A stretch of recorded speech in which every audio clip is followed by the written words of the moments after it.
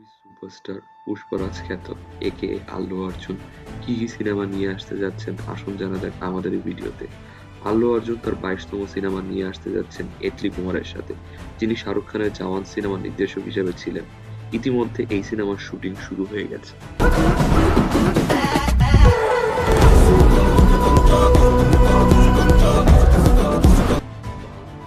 23তম সিনেমার আজকে ঘোষণা এসেছে, যেটি এলসিইউ এর ক্রিয়েটর লোকেশ কানাগরাজের সাথে হতে যাচ্ছে। এই সিনেমার শুটিং শুরু হবে 2026 সালের মাঝখান থেকে। On a spree, you just set me free. VIP, walking easily, but so casually. Low key, locked in Italy, that's a guarantee. Talk to me, numbers never lie. Add it up, that's me.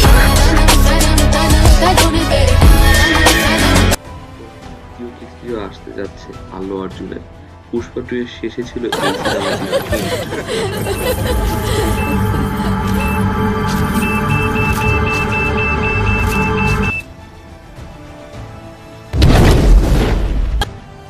Pushpa 3 এর সম্ভাব্য villain এবং হাত পোড়া চরিত্রটি হতে যাচ্ছে বিজয় দেবরকোন্ডা।